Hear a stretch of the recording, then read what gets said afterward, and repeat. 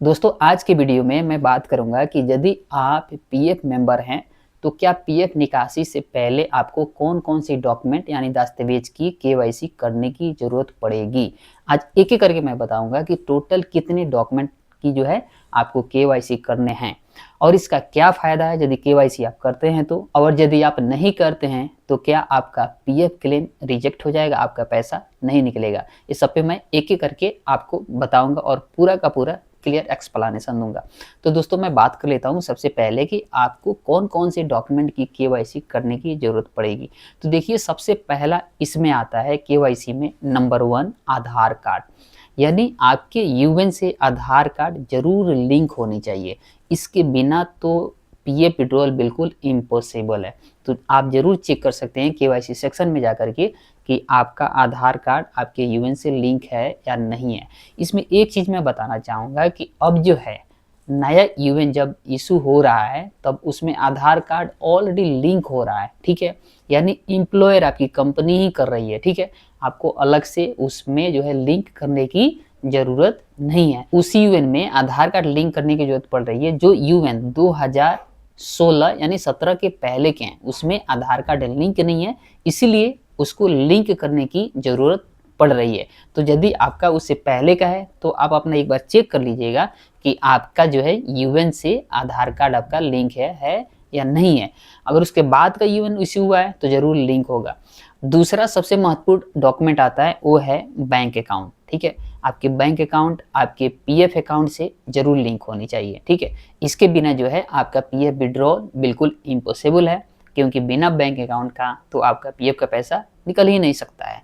जब आप बैंक की केवाईसी करते हैं तो ये बैंक की अकाउंट जो है आपकी जिस बैंक में खाता है उस बैंक से वेरीफाई हो जाता है। यानी आपको कंपनी के पास जाने की ज़रूरत नहीं है कि आपका बैंक अकाउंट कंपनी अप्रूवल करे या फिर वो लिंक करे। पहले ऐसा होता था लेकिन अब नहीं है। तीसरा डॉक्यूमेंट है पैन कार्ड। ये भी एक तरह से महत्वपूर्ण है, लेकिन यदि आप इसे लिंक नहीं करते हैं तो उतनी ज़रूरी नहीं है कि आपको लिंक ही करना पड़ेगा। लेकिन एक बात आपको ज़रूर ध्यान में रखना है कि यदि आपका पीएफ 50,000 से ज़्यादा की निकासी करते हैं तो आपका जो है ज़्यादा टीडीएस उस पे कट जाएगा, यानी टैक्स सरकार काटती है, ठीक है ना। यानी आपके पीएफ निकासी से लगभग 30% का डिडक्शन हो जाएगा। तो आप जरूर ध्यान में रखिएगा कि आपका अगर पैन कार्ड लिंक नहीं है तो इतना का निकासी ना हो। तो मैं कहूँगा कि आप अपनी पैन कार्ड की केवाईसी भी जरूर कर लीजिएगा। तो अभी तक मैंने बताया कितने डॉक्यूमेंट, आधार कार्ड लिंक होनी चाहिए, दूसरा बैंक अकाउंट लिंक होनी चाहिए, तीसरा पैन कार्ड। एक और डॉक्यूमेंट होता है वो होता है पासपोर्ट। हालांकि पासपोर्ट उन लोगों के लिए ज़रूरी होता है जो इंटरनेशनल वर्कर हैं, यानी बाहर से आए हुए इंडिया में काम करने के लिए। लेकिन यदि आपके पास भी पासपोर्ट है तो आप अपना भी उसमें लिंक कर सकते हैं, ठीक है। लेकिन ये मैंडेटरी नहीं है यदि आप इंडियन है तो। लेकिन बाहर के वर्कर हैं जो इंटरनेशनल हैं उनके लिए मैंडेटरी है ये पासपोर्ट की केवाईसी करना, ठीक है।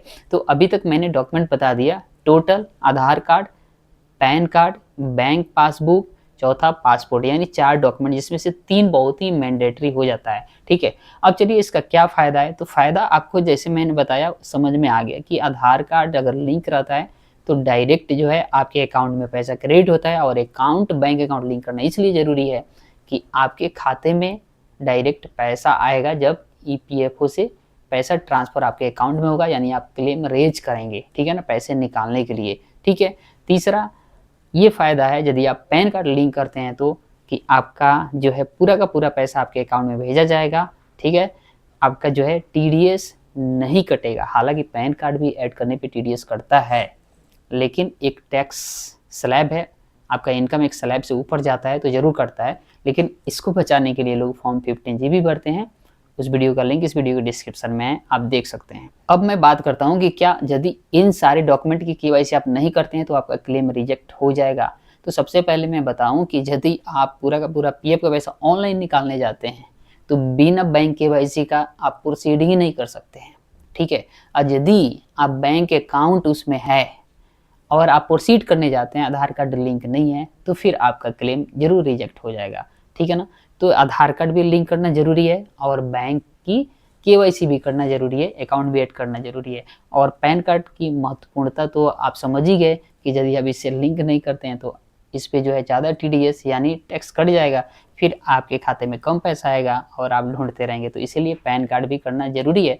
चौथा मैंने बताया कि पासपोर्ट उसमें ऐड करना मैंडेटरी नहीं है, लेकिन यदि आप इंटरनेशनल वर्कर हैं तो आपको ज़रूर उसमें जो है पासपोर्ट को भी लिंक करना पड़ेगा। तो दोस्तों इतनी सारी डॉक्यूमेंट की पीएफ में केवाईसी होती है। यदि आप ईपीएफ मेंबर हैं, किसी कंपनी में, ऑर्गेनाइजेशन में आप काम करते हैं, तो ये ज़रूर लिंक कर लीजिएगा, ताकि आपका जो है पीएफ कभी ना फंसे।